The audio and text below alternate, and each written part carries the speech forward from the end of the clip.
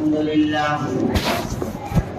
لله نحمده ونستعينه ونستغفره ونؤمن به ونتوكل عليه ونعوذ بالله من شرور أنفسنا ومن سيئات أعمالنا من يهده الله فلا مضل له ومن يضلله فلا هادي له ونشهد أن لا إله إلا الله وحده لا شريك له ونشهد أن سيدنا ونبينا ومولانا محمدا عبده ورسوله أما بعد فأعوذ بالله من الشيطان الرجيم بسم الله الرحمن الرحيم الرحمن علم القرآن خلق الإنسان علمه البيان وقال عز وجل قل هل يستوي الذين يعلمون والذين لا يعلمون إنما يتذكر أولو الألباب وقال جل وعلا والله خلقكم من بطون أمهاتكم لا تعلمون شيئا وجعل لكم السمع والأبصار والأفئدة لعلكم تشكرون. قابل قدر اسٹیج پر رونق افروز علماء کرام، طالبان علوم قوت اور برادران اسلام،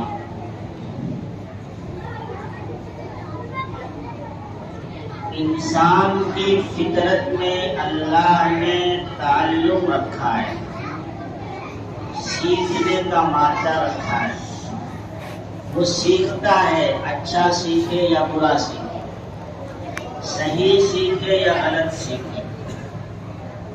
رحمان جس نے قرآن سکھایا، خلق الانسان علمہ البیان، اللہ سکھاتا ہے. اور اللہ فرماتے ہیں اللہ نے تمہیں تمہارے ماؤں کے پیٹوں سے اس حال میں پیدا کیا تم کچھ نہیں جانتے. اللہ نے تمہارے لیے سماعت عطا کی، کان دیے، نگاہ دی تاکہ تم شکر ادا کرو.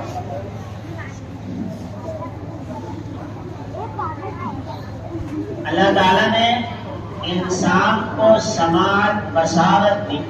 بچہ جب پیدا ہوتا ہے وہیں سے اس کے سیکھنے کا مرحلہ شروع ہو جاتا ہے. ایک بچہ پیدا ہوتا ہے وہ کچھ نہیں جانتا. اللہ فرماتے ہیں خلقکم من بطون امہاتکم لا تعلمون شیئا وجعل لکم السمع والابصار والافئدہ. لیکن اللہ نے تمہارے لیے سماعت دی، بصارت دی، دل دیے جس کی وجہ سے تم سنتے ہو، سیکھتے ہو، سمجھتے ہو، اور یہ سب کر کے اللہ کی شکر گزار بنو. تو انسان کی فطرت میں ہے سیکھنا، وہ سیکھتا ہے. سیکھنے کے لیے ضروری نہیں ہے کہ وہ کسی اسکول میں ایڈمیشن لے، کسی مدرسے میں داخلہ لے، کہیں بیٹھ کر باقاعدہ پڑھے. وہ اگر بازار میں پھرتا ہے تو بھی سیکھتا ہے. میرا ساتھی کیسے پھر رہا ہے، میں کیسے پھر رہا ہوں. وہ آوارہ گردی کرنے والوں کے ساتھ رہتا ہے، آوارہ گردی سیکھتا ہے، اس میں آگے بڑھتا ہے. اور وہ عبادت گزاروں کے ساتھ رہتا ہے، عبادت گزاری سیکھتا ہے، وہ اس میں آگے بڑھتا ہے. وہ روزہ داروں کے ساتھ رہے، روزہ داری سیکھتا ہے، اس میں آگے بڑھتا ہے. وہ اگر کسی ٹیلر کی دکان پہ بیٹھے تو کپڑا سلنا سیکھتا ہے. وہ اگر ڈرائیور کے پاس بیٹھے تو گاڑی چلانا سیکھتا ہے، پوچھتا ہے، تجسس ہے، کیا ہے. یہ فطرت میں اللہ نے رکھا. تو ایسا نہیں ہو سکتا ہے کہ گرد و پیش میں سامنے ہم جو کچھ دیکھ رہے ہیں اس سے ہم نہ سیکھیں. یہ فطرت کے خلاف ہے. آج ہمارے امت پر ایک یلغار ہے، فکری یلغار. باطل نے اسلام پر فکری یلغار کی ہے. اور جب سے انٹرنیٹ عام ہوا، سوشل میڈیا عام ہوا اور ہاتھ ہاتھ میں اینڈرائڈ موبائل پہنچ گئے ہیں، باطل کی وہ یلغاریں جو کبھی مستشرقین کی کتابوں تک محدود تھی، جو کبھی یونیورسٹیز کے لیکچرز کے اندر موجود تھی، آج وہ اتنی عام ہو گئی ہے کہ ہر آدمی کے دسترس میں آ گئی. اب انسان کی زندگی آج سب سے زیادہ انٹرنیٹ پر گزر رہی ہے. وہ اپنے ماں باپ کے ساتھ بھی بیٹھا ہے تو ماں باپ کے ساتھ نہیں ہے، وہ موبائل پر ہے. وہ اپنے دوستوں کے ساتھ بھی بیٹھا ہے تو دوستوں کے پاس نہیں ہے، وہ موبائل پر ہے. وہ اپنے بیوی بچوں کے ساتھ میں بیٹھا ہے تو وہ ان کے ساتھ نہیں، وہ موبائل میں سیکھ رہا ہے. آج انٹرنیٹ پر اور سوشل میڈیا پر جو مواد پھیلائے جا رہے ہیں اور جو چیزیں پھیلائی جا رہی ہیں، جو باتیں کل مستشرقین نے لکھ کے اور اسلام پر ریسرچ کر کے انہوں نے غلط سلط باتیں کتابوں میں لکھ رکھی تھی، آج یہ سب عام ہونے کی وجہ سے ویڈیو کی شکل میں، ٹیکسٹ کی شکل میں عام ہو گئی، جس کی وجہ سے آج ایک بہت بڑا نقصان ہو رہا ہے. آج ہمارے قوم موبائل پر کتنی ہے، مسجدوں میں کتنی ہے، آپ اندازہ لگا سکتے ہیں. وہ مسجدوں سے دین نہیں سیکھ رہی، وہ موبائل سے دین سیکھ رہی ہے، وہ انٹرنیٹ سے دین سیکھ رہی ہے، وہ سوشل میڈیا سے جو سن رہی ہے وہ سمجھ رہی ہے، وہ اس کے دماغ میں اتر رہا ہے. اس کی وجہ سے آج بہت سارے ہماری نئی نسل ایسی ہے جو ذہنی ارتداد کا شکار ہے. آج کتنے ایسے لوگ ہیں کالجوں میں، یونیورسٹیوں میں جاؤ جو مسلمان ہیں، مسلمان گھرانے میں پیدا ہوئے، لیکن وہ ظاہر کرنے میں شرم محسوس کرتے ہیں کہ ہم مسلمان ہیں. وہ اپنا مذہب بتانے میں شرم محسوس کرتے ہیں، اپنا نام ظاہر کرنے میں آر محسوس کرتے ہیں. جو انہیں باطل کی طرف سے، سوشل میڈیا کی طرف سے اسلام پر بس حملے ایسے کیے گئے اور اسلام کو اس قدر نشانہ بنایا گیا ہے اور اس قدر ہدف کام اسے کیا گیا ہے، اسے سن سن کر وہ احساس کمتری کے شکار ہو گئے. انہیں کیا معلوم قرآن میں کیسے کیسے سائنسی اسرار و رموز بھی چھپے ہوئے ہیں. انہیں کیا معلوم اسلامی احکام اور اسلامی تعلیمات میں انسان کی مادی زندگی کے، اس دنیاوی زندگی کے کتنے فائدے چھپے ہوئے، وہ نہیں جانتے. آج دیکھ لیجیے باقاعدہ ایک مہم چل رہی ہے سوشل میڈیا پر، کہیں ایکس مسلم کھڑے ہیں، کئی ایکس مسلم کے چینل چل رہے ہیں، آئے دن اسلام کا مذاق اڑا رہے ہیں. کبھی آپ دیکھنا آخرت کا مذاق اڑایا جا رہا ہے، کبھی جنت کا مذاق اڑایا جا رہا ہے، کبھی جہنم کا مذاق اڑایا جا رہا ہے، کبھی جنت کی حوروں کا مذاق اڑایا جا رہا ہے، کبھی جنت کی شرابوں کا مذاق اڑایا جا رہا ہے، کبھی نبی کریم صلی اللہ علیہ وسلم کی زیادہ شادیوں کو اچھالا جا رہا ہے اور آپ کو معاذ اللہ شہوت پرست بتایا جا رہا ہے. کہیں حضرت عائشہ رضی اللہ تعالیٰ عنہا سے شادی کو نشانہ بنایا جا رہا ہے، کہیں طلاق کو موضوع بحث بنایا جا رہا ہے، کبھی گوشت خوری کو موضوع بحث بنایا جا رہا ہے، کبھی عدت کو، اسلام کے نظام طلاق کو، نکاح کے نظام کو نشانہ بنایا جا رہا ہے، کہیں اسلامی حدود کو نشانہ بنایا جا رہا ہے. الگ الگ طریقے سے اسلام کو بدنام کرنے کی اور اسلام کو کے متعلق شکوک پیدا کرنے کی کوشش کی جائے. کبھی کبھی تو ایسے سوال کیے جاتے ہیں کہ ایک عام آدمی بھی سن کر ہنسے گا. جیسے ایک سوال یہ کیا گیا کہ حدیث میں یہ قرآن جب کہتے ہو اللہ کی کتاب ہے، اللہ کی کتاب اور اس کو کوئی مٹا نہیں سکتا، تو ایک ادھر سے بندہ سوال کرتا ہے کہ قرآن کوئی مٹا نہیں سکتا تو ہم تو ماچس لگا کر جل جاتا ہے، تو قرآن تو مٹ گیا. اللہ کی کتاب ہے تو اللہ کی کتاب ہے، اللہ نے اپنی کتاب بچائی نہیں. اب یہ کتنا بچکانا سوال ہے، لیکن کام چل رہا ہے. تو اس طریقے سے تم کسی بھی قانون میں، کیا ہمارے ہندوستان کا قانون ہے، ہمارا جو بھارت کا سنویدھان ہے، وہ بھی اس کی بھی کوئی کاپی موجود ہو اور کوئی اس کو جلا دے تو کیا مطلب بھارت کا سنویدھان مٹ گیا؟ کیا اسلام اس فوٹو کاپی کا نام ہے؟ کیا قرآن کو نسخہ جو ہمیں نظر آ رہا ہے اس کا نام ہے؟ کیا اس کو جلا دیا تو قرآن کو جلا دیا؟ اس کا نام ہے، وہ تو کاغذ سے بنا ہے، وہ کاغذ تو ابھی تیار ہوا ہے، قرآن 1400 سال پہلے آیا، وہ بشیر میں ابھی تیار کیا گیا، قرآن 1400 سال پہلے. وہ جبریل وہ کاغذ تھوڑی لے کر آئے تھے، وہ جبریل لکھ کے تھوڑی لے کر آئے تھے، تو مخلوق ہے، وہ تو اس کے نقوش وہاں لکھے ہوئے ہیں. قرآن تو وہ اصل ہے سینوں میں. لیکن سادہ لوگ دماغوں کے لیے یہ سوال بھی مانا رکھتا ہے. یہ سوال بھی مانا لگتا ہے کہ قرآن اللہ کی کتاب کیسے ہو سکتی ہے؟ جلا دیے تو جل گئی، دریا میں ڈال دیے تو بہہ گئی۔ ایک بندہ سوال کرتا ہے الحمہ من النار، حدیث میں کہا ہے کہ بخار جو ہے جہنم کا حصہ ہے۔ جہنم کا حصہ کیسے ہوگا بخار؟ بخار تو انسان کو اس کی سائنٹیفک وجوہات ہے، انسان کی ایک بیماری ہے، جہنم کا حصہ کیسے ہو سکتا ہے؟ وہ اس دنیا کی چیز ہے، اس دنیا کی چیز ہے۔ اب یہ بچکانہ سوال ہے، یہ تشبیہ ہے، استعارہ ہے، مجاز ہے۔ جیسے کہتے ہیں نا دنیا میں جنت کا مزہ آنے لگ جائے، یہ بڑی تو مطلب ہے کہ حقیقت میں جنت کا مزہ آئے گا، استعارے کی زبان ہے۔ تو کہنے کا مطلب ہے کہ آج اسلام پر بہت ہی الغار ہو رہی ہے، اور خاص طور پر وہ طبقہ جو کالجوں میں ہیں وہ مستقل طور پر نشانے میں، اور آگے جو بھی نسل آئے گی، آگے جو ہماری نسل بڑھ رہی ہے، ہر بچہ عصری تعلیم سے جڑنے والا ہے، یہ ہو کے رہے گا، یہ لازماً ہو کے رہے گا۔ ہم میں ہمارے باپ دادا میں تو تھے ایسے جو ناخواندہ تھے، الٹریٹ تھے، لیکن اب یہ الٹریسی ختم ہونے والی ہے۔ اب پڑھے لکھے لوگ ہوں گے، قیامت کی علامت ہے، اللہ کے نبی نے فرمایا تھا قیامت نہیں قائم ہوگی جب تک کہ قلم عام نہ ہو جائے۔ ہر آدمی کو لکھنا پڑھنا آئے گا۔ آپ ذرا اپنے دادا پردادا کا زمانہ دیکھیے، سب کو پڑھنا نہیں آتا تھا، پہلے خطوط آتے تھے، تو خط آتا تھا، وہ خط والے کو نہیں معلوم کہ خط میں کیا لکھا ہے۔ ایک مرتبہ ایک ڈاکیا خط لے کر آیا، وہ بیچارہ جس کا خط تھا اس کو معلوم، اس کو آتے نہیں کہ زبان پڑھنا لکھنا نہیں آتا تھا۔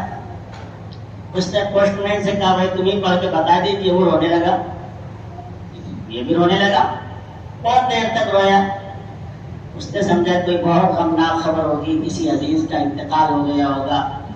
پوچھا بھائی چلو بھائی تھا کیا؟ اس نے کہا مجھے رونا آ رہا ہے اس پر کہ مجھے پڑھنا نہیں آ رہا۔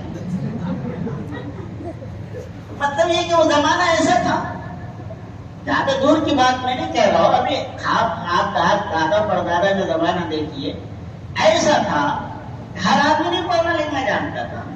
اور اللہ کے نبی کے زمانے میں آپ جائیں گے تو آپ کا جو دور تھا سب کو گنتی بھی نہیں آتی تھی۔ آج ہمارے جو ہے 5-6 سال کے بچوں کو گنتی آتی ہے، وہاں سب کو گنتی نہیں آتی تھی۔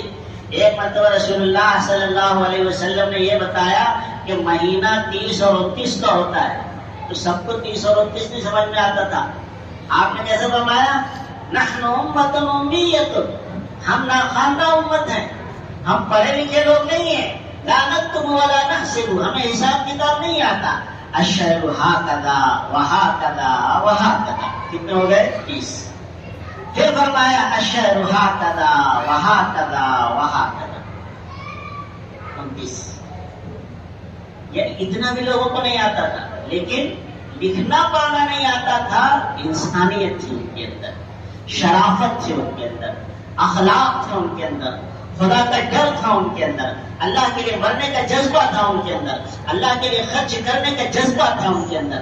وہ الفاظ کے لوگ نہیں تھے، وہ کردار کے لوگ تھے، وہ عمل پہ بھروسہ کرتے تھے، وہ لفاظیوں پہ بھروسہ نہیں کرتے تھے، وہ خدا کے سچے بندے تھے۔ من المؤمنین رجال صدقوا ما عاهدوا الله علیہ، جو کہہ دیا وہ کر دکھایا، کہہ دیا سر کٹائے تو سر کٹا دیا، کہہ دیا لٹا دیں گے اپنا سارا مال، سب لٹا دیے۔ فمنهم من قضى نحبه ومنهم من ينتظر، وہ لوگ تھے، انسانیت تھی، شرافت تھی۔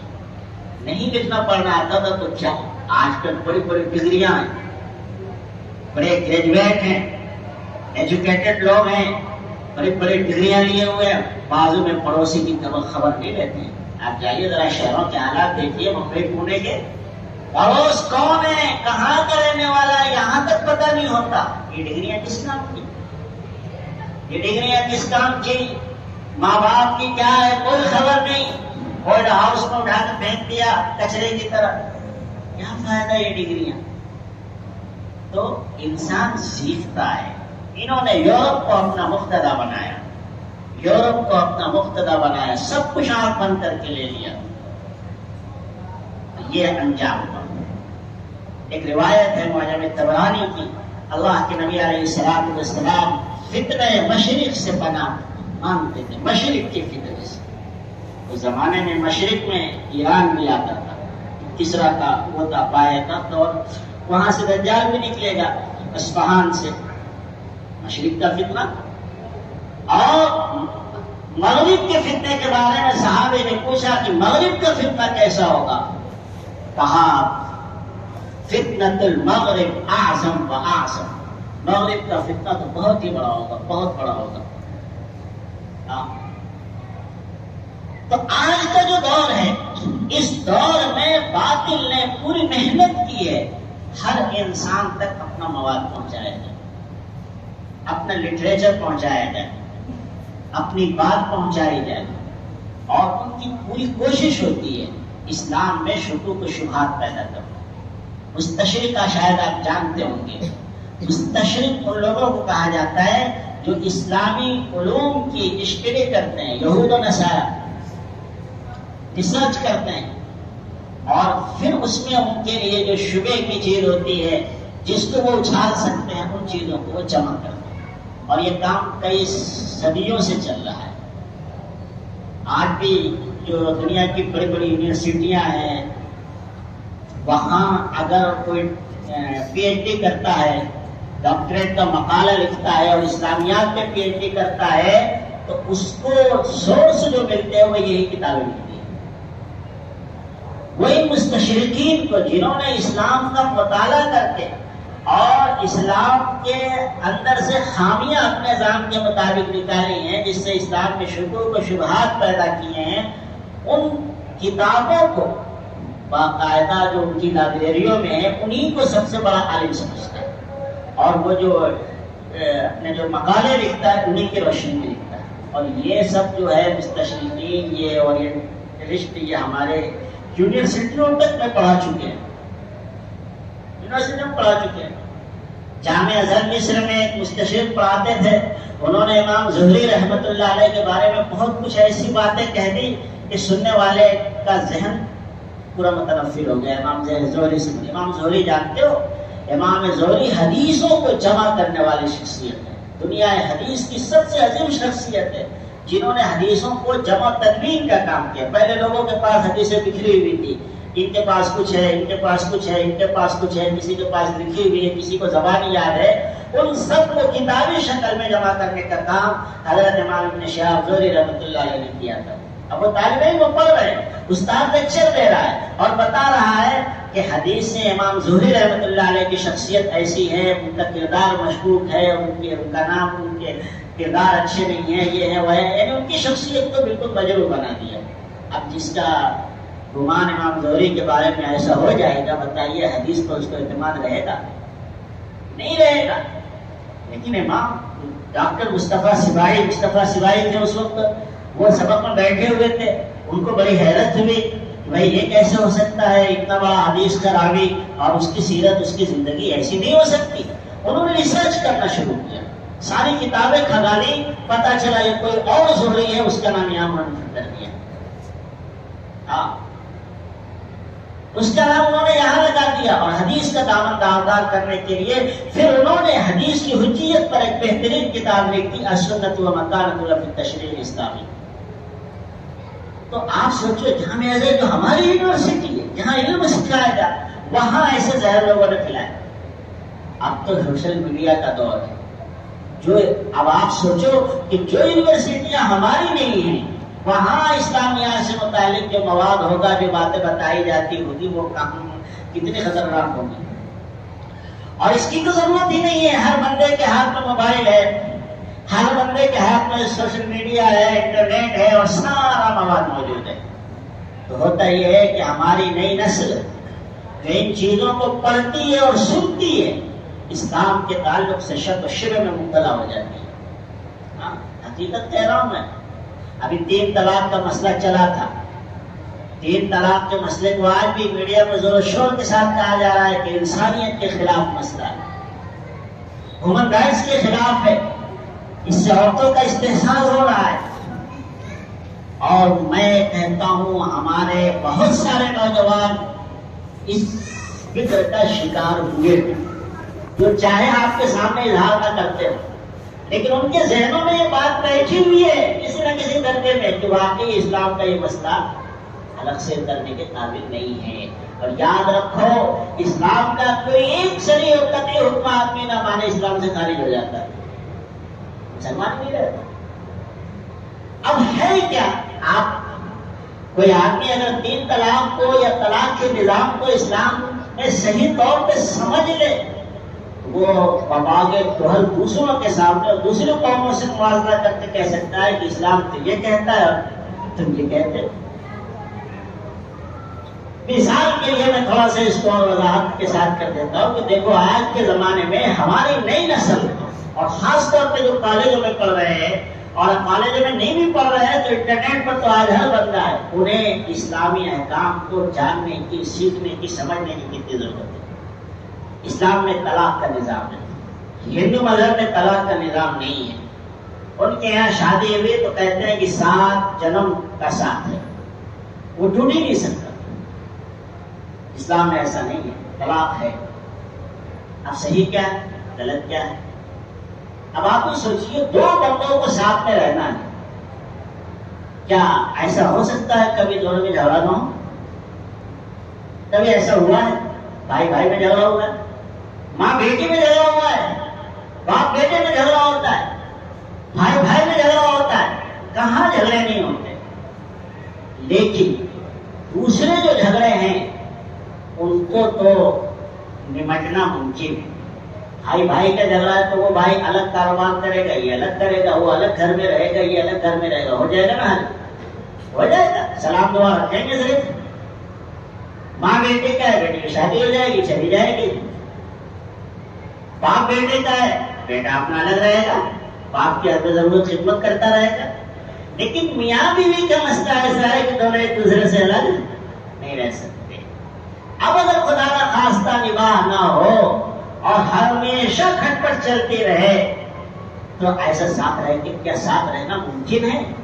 جو لوگ 7 جنم کا ساتھ کہتے ہیں, آپ ان کے سماج کو کھنگال کر دیکھو کتنی عورتیں ایسی ہی پڑی ہوئی ہیں. تو ان کو بھی ماننا پڑا کہ ہاں طلاق ضروری ہے. اب وہ طلاق اگرچہ زبان بولتے نہیں ہیں کہ ہم طلاق دیتے ہیں, لیکن وہی کرتے ہیں جو مطلقہ کے ساتھ کیا جاتا ہے, چھوڑ دیتے ہیں بغیر کچھ کیے. اور اس میں کیا ہوتا ہے, وہ عورت کہیں کی بھی نہیں رہتی, کہیں اور شادی بھی نہیں کر سکتی. تو طلاق کا نظام اسلام نے جو دیا, انسانیت پر احسان کیا کہ برا کیا. اور آج دنیا کی عدالتوں میں بھی ہے, اگر اسلام نے اگر طلاق کا سسٹم دے کر ظلم کیا تو عدالتیں کیا کر رہی ہے, اس میں کیوں ڈائیورس کا نظام ہے, وہاں سے ختم کر دینا چاہیے. اب اسلام نے طلاق کا نظام دیا. پھر اس پر اشکال ہوتا ہے کہ اسلام نے جو ہے ڈسکریمنیشن کیا ہے, مردوں کو طلاق کا اختیار دیا, عورتوں کو نہیں دیا. کیوں نہیں دیا اسلام نے عورتوں کو؟ اسلام نے اس لیے نہیں دیا ہے, عورتیں جذباتی ہوتی ہیں, جذبات میں کوئی بھی فیصلہ نہیں. آپ ایک جو ہے ایک آدمی کو بھیجو بہروپیے کو کہ جاؤ فلاں عورت کے سامنے گڑ گڑانا, اپنی مجبوری پیش کرنا, یہ کرنا, بہت جلدی پسند کرے گی. اور اس کو ایک مرد کے پاس بھیجو, دیکھو ذرا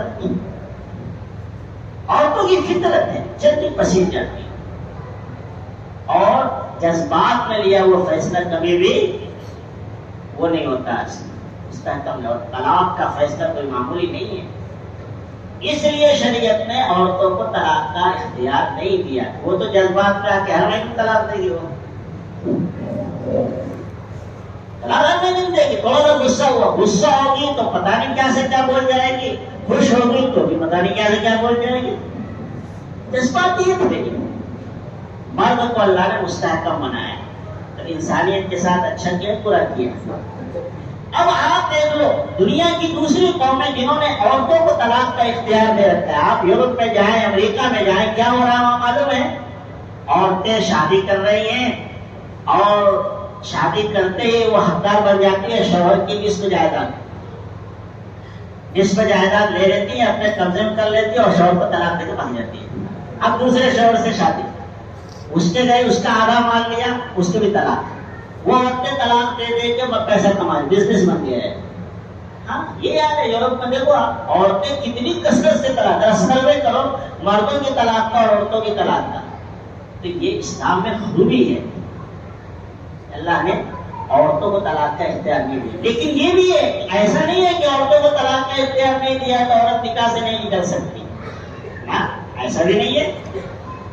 ذہن میں آتا ہوگا کہ عورتوں کو طلاق کا اختیار نہیں دیا ہے تو اب عورت کو لازماً ظلم سہتے ہوئے مرد کے ساتھ رہنا ہی ہے. مرد اگر طلاق نہیں دیتا ہے تو مجبور محض ہے. ایسا بالکل نہیں ہے.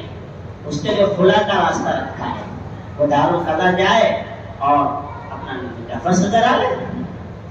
تو دارالقضا جائے گا تو سنجیدگی سے مسئلہ حل ہوگا نا. وہ ایسے تھوڑے نا فٹافٹ جذبات میں آ کے مسئلہ حل ہو جائے گا. وہاں مسئلے کا جائزہ لیا جائے گا, صورتحال کو سمجھنے کی کوشش کی جائے گی. قاضی دیکھے گا, اس کے ماں باپ ساتھ میں ہوں گے, اس کے اولیاء ساتھ میں ہوں گے, اس کے بعد ڈیسیزن لیا جائے گا. تو بتائیے یہ نظام بہتر ہے یا عورت کو دے دو جب بھی منہ میں آئے طلاق بول کے نکل جائے؟ یہ سب کون بتاتا ہے؟ یہ نظام کہاں ہے؟ یہ کہاں معلوم ہم کو؟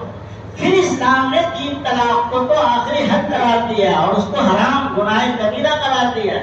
اللہ کے نبی علیہ السلام کے زمانے میں ایک بندے نے 3 طلاق دی. آپ کھڑے ہوئے غصے کی وجہ سے فرمایا ایلعب بکتاب اللہ وانا بین اظہرکم, میں تمہارے درمیان وہ خدا کی کتاب کے ساتھ کھلواڑ ہو رہا ہے, کھلواڑ کر رہے تم اللہ کی کتاب کے ساتھ.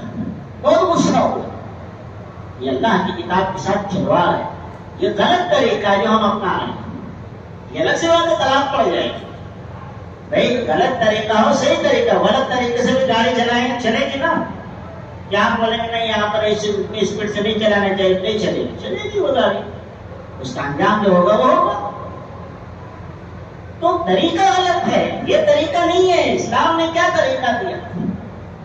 عورت کو طلاق دینا ہے تو 1 طلاق کو صاف لفظوں میں, اور وہ بھی پاکی کے زمانے میں, ناپاکی کے زمانے میں نہیں. پاکی کے زمانے میں دو تاکہ جلدی مسئلہ سولو بھی ہو جائے, آگے زیادہ دنوں تک ڈیلے نہ ہو. پاکی کے زمانے میں خالی 1 طلاق دے کے چھوڑ دو. اب آدمی گھر میں جھگڑا ہوتا ہے 2-4 دن کے بعد دماغ ٹھنڈا ہو گیا, افسوس ہو رہا ہے, کوئی بات نہیں, بغیر نکاح کے رہ سکتے ہیں. نکاح کی بھی ضرورت نہیں ہے, واپس لے سکتے ہیں کہ چلو ہم اپنی بات واپس لیتے ہیں, ہم میاں بیوی بن کے رہیں گے. اس کو طلاق رجعی بولا جاتا ہے. یہ ہے اسلام میں طریقہ. عدت جب تک ہے تب تک واپس دے سکتے, عدت گزر گئی دوبارہ نکاح کر کے آ سکتے, کوئی ضرورت نہیں ہے کسی تیسرے فرد کو بیچ میں آنے کی, آ سکتے ہیں. یہ نظام ہے اسلام. اور اگر یہ سب سے اچھا طریقہ ہے جس کو طلاق احسن قرار دیا گیا, چھوڑ دے. اب کبھی بھی زندگی میں پچھتاوا ہو رہا ہے اور نکاح میں لانا چاہ رہا ہے, بہت آسان ہے. تو دیکھیے اسلام کا نظام تو یہ ہے, لیکن لوگ یہ کر رہے ہیں کہ 3 طلاق دے کے اپنے آخری حد کو استعمال کر لے رہے ہیں. اور پھر یہ بتایا جا رہا ہے میڈیا کے ذریعے کہ 3 طلاق دلوانے کے بعد کیا کیا جا رہا ہے, بچوں کو اور عورت کے ساتھ لگا دیا جا رہا ہے, اس کے ساتھ کہ بھائی وہ عورت اب بچوں کو لے کر اپنے میکے آئے اور اپنے گھر والوں کے سر پر پڑی رہ جائے. حالانکہ اسلام میں ایسا نہیں ہے. اسلام میں یہ ہے کہ 1 طلاق دے, اور جب تک عدت ہے, عدت میں کیونکہ کسی اور سے نکاح نہیں کر سکتی, عدت میں کسی اور سے نکاح نہیں کر سکتی, تو عدت کا خرچہ شوہر کے ذمہ ہے. طلاق دیے تو کیا ہوا, جب تک عدت میں تمہاری وجہ سے عدت میں, تو خرچہ بھی تمہیں دینا پڑے گا. اور بچوں کا خرچہ تو باپ ہی کے ذمہ, عورت کے ذمہ تو کبھی ہے ہی نہیں. تو اسلام کا نظام تو بہت اچھا ہے, لیکن کوئی پیشنا کسی نے لوگوں کو بتایا, اور آج ہمارے کتنے مطلب کالجوں میں پڑھنے والے, یونیورسٹیوں میں پڑھنے والے جن کو اسلام کا نظام ہی نہیں معلوم. وہ صرف اتنا سوچ رہے ہیں کہ 3 طلاق دے دیا اور ان کو جو ہے عورت کو بے سہارا کر دیا, بچے بھی اس کے سر پہ ڈال دیے, اس کو نہ خرچہ مل رہا ہے, نہ بچوں کی کوئی دیکھ بھال کرنے والا ہے, اور اچانک یہ رشتہ ختم ہو جا رہا ہے, اور پھر واپس دینے کی کوئی شکل نہیں.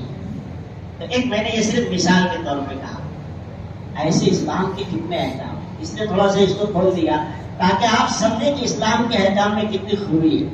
جب یہ مسئلہ چل رہا تھا تو ایک ہند جو اس طلاق کے خلاف جو کیس لڑ رہی تھی, عورت تھی وکیلہ, وہ جو کیس لڑ رہی تھی اس نے اسلام قبول کیا تھا.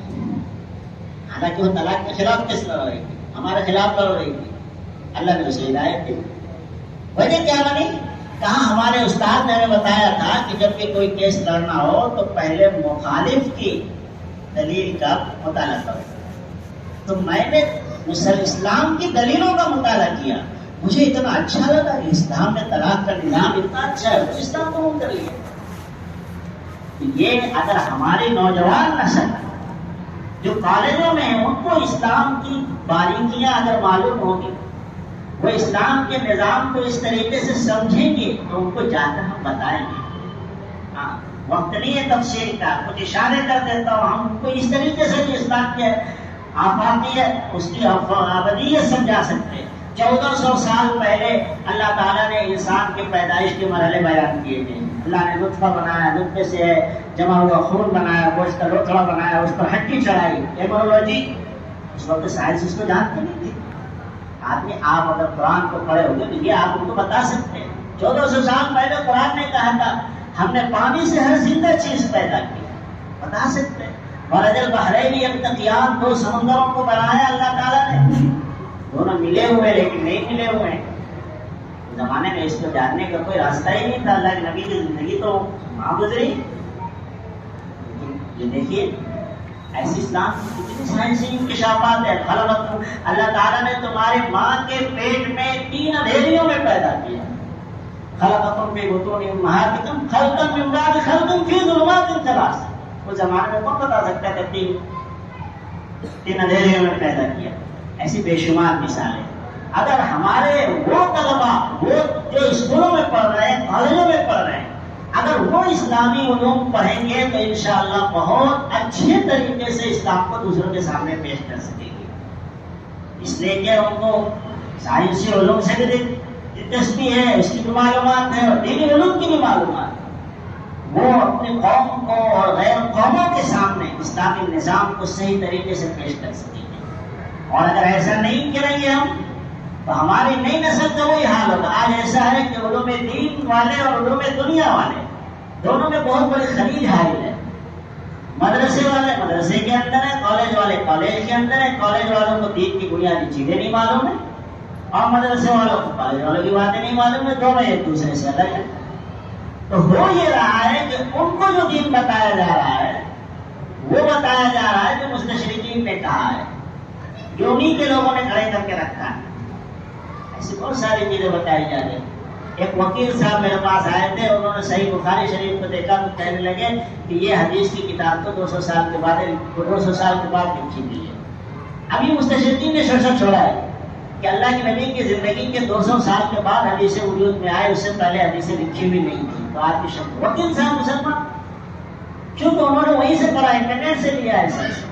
تو آپ کو نہیں معلوم کہ آپ کی نسلیں کیا سیکھ رہی ہیں, انٹرنیٹ سے کیا سیکھ رہی ہیں, کہاں سے کیا لے رہی ہیں.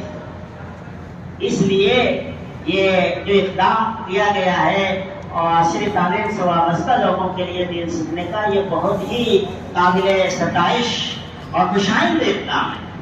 اور یہ وقت کی بہت بڑی ضرورت ہے. آج اسلام پر چوطرفہ جلدار ہو رہی ہے. اگر ان کو ہم صحیح معنی میں اسلامی عقائد نہیں بتائیں گے, اسلامی نظام کی مسالے اور حکمتیں ان کو نہیں بتائیں گے, تو یہ نسلیں کل ارتداد کا شکار ہوں گی. اور اگر ہم ان کو صحیح طور سے اسلامی نظام, اسلامی احکام کی مصلحتیں اور اسلامی طور طریق, اسلامی تعلیمات اگر ان کو سکھائیں گے تو یہ خود بھی ایمان میں باقی رہیں گے, دنیا کو سمجھائیں گے کہ اسلام میں کیا کیا ہے. بہرحال وقت زیادہ ہو چکا ہے, اس لیے ان چند معروضات پر اپنی بات ختم کرتا ہوں. ایک بات یہ بھی کہہ دوں کہ قرآن مجید کا سیکھنا بھی ضروری ہے. جیسے انہوں نے مومن کوڈ سے بھی رکھا ہے, تو ہم کیا سوچتے ہیں کہ ہم کو قرآن پڑھنا نہیں آتا تو ہم بچ جائیں گے اللہ کے. ایسا نہیں ہے, پوچھ ہوگی. آپ سیکھیے قرآن, بہترین موقع ہے. آپ کے یہاں 1 سالہ مومن کورس کی ہے تو آپ 1 گھنٹہ سے 24 گھنٹے میں سے فارغ کیجیے, ضرور سیکھیے. اللہ کے اس کا جواب دینا. قرآن پڑھنا ہر مسلمان پر فرض ہے. کم سے کم اتنا کہ حروف صحیح ادا ہوں, اتنا تو سیکھنا فرض ہے. یہ آپ کے لیے ایک بہترین موقع ہے. آپ اس میں جو ہے اس سے جڑیے اور اس سے سیکھیے اور لوگوں کو بھی لائیے, اور جس طریقے سے بھی ضرورت ہو اور ادارے کا تعاون فرمائیے. اللہ تعالیٰ ہم سب کی محنت کو قبول فرمائے. آمین. وآخر دعوانا الحمدللہ.